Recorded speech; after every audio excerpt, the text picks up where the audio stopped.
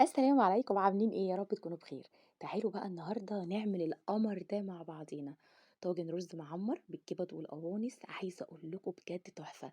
عملناه كده بشويه تريكات، هيطلع معاكي احلى طاجن رز بالوش الجميل اللي انتوا شايفينه، بالرز المفلفل بالواحده زي ما انتوا شايفين، والقوانص بتاعتنا لا زفاره ولا اي حاجه، وطالع كده بصراحه تحفه. شايفين القعر ولا حتى في رزايه لازقه؟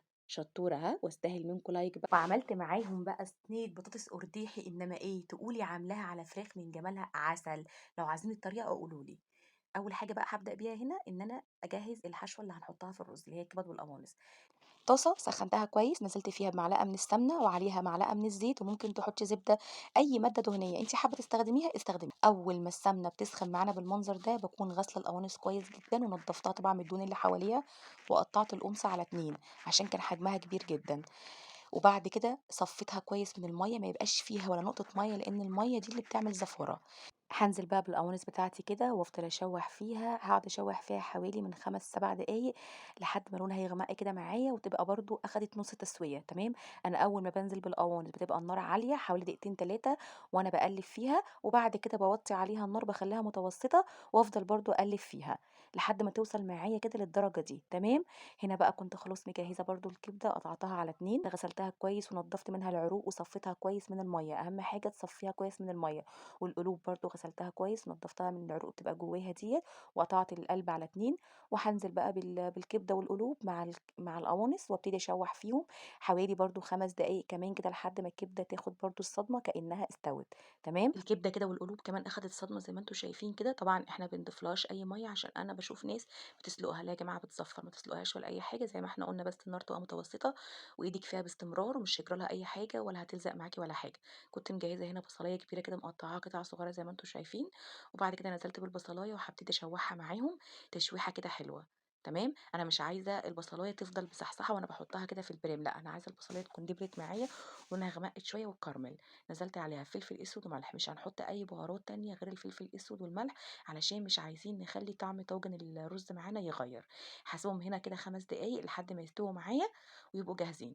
هاجي بقى انا هعمل في الصينيه دي، طبعا انت ممكن تعملي في صينيه او في الطاجن اللي هو الفخار اي حاجه.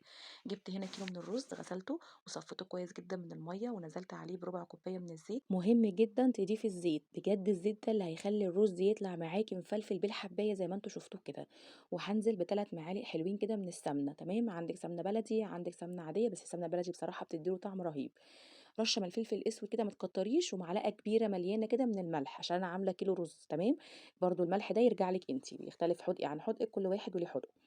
يبقى كده حطينا زيت على الرز وحطينا السمنه وحطينا الملح والفلفل الاسود. لو عندك قشطه بقى مش عايزه اقول لك يا سلام يعني، بس انا ما كانش عندي، وهيطلع معايا جميل ان شاء الله. عشان جايبه له بقى لبن بخيره من عند السوبر ماركت، فاللبن ده هيعوض القشطه اللي انا ما حطيتهاش. همسك بقى الرز بتاعي كده وافضل ادعك فيه حوالي 5 دقايق. ما تخليش حبايه كده من الرز مش متغلفه من السمنه والزيت والفلفل الاسود والملح. كنت تستغنوا عن الخطوات اللي انا بقول لكم عليها دي، والله العظيم بامانه بتخلي معاكي طاجن الرز حاجة تانية خالص. حاجات بسيطة بس هتفرق معاكي جدا ان الرز يطلع مفلفل، وهيفرق معاكي جدا في الطعم. تمام. بعد ما دعكت كده الرز وغلفته كله بالمنظر ده، هقسم بقى كمية الرز دي، هاخد نص الكمية هشيلها علشان هعمل الحشوة بتاعتي في النص، وبعد كده احط الكمية اللي انا شلتها ديت. لو انت بقى حابة تخلطيهم ببعض، بس هيخلي الرز معاكي كله لونه غامق. تمام. انا كده خدت نص كمية الرز ونص الكمية التانية، فردتها تحت كده في الصينية زي ما انتوا شايفين بالمنظر ده، بسويها كده. وهاجيب بقى الكبد والقوانص بعد ما ضبطناها وسويناها 3/4 سوا كده، وبالبصل والفلفل الاسود والملح، وعملناها زي ما انتم شايفين ما شاء الله، ريحتها تجنن. هفردها كده بقى في الصينيه، وهبتدي بقى احط كميه الرز اللي انا كنت شايلاها افردها فوق الحشوه دي. تمام. وزي طبعا ما قلت لكم، لو انتوا حابين تحطوا الرز مع الكبد والقوانص تخلطوهم في بعض، انتوا بحريتكم. افردي بقى الرز كده على قد ما تقدري، وحاولي تغطي بيه الوش بتاعك.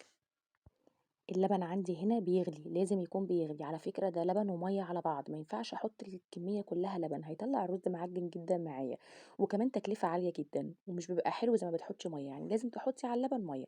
مثلا انت عملتي دلوقتي 4 كوبايات من الرز، ال4 كوبايات من الرز بياخدوا 6 كوبايات من اللبن. تمام. احنا نحط 4 كوبايات من اللبن وكوبايتين من المية، يعني كده معيار كوباية الرز بياخد معانا كوباية ونص من اللبن على المَيّة تمام، عايزة بقى تحطّي كمية مَيّة أكتر من كده ممكن تخلّي الكمية 3 كوبايات لبن و3 كوبايات مَيّة برضه ما فيش أي مشكلة، معلقة سمنة كده أوزّعها على الوش.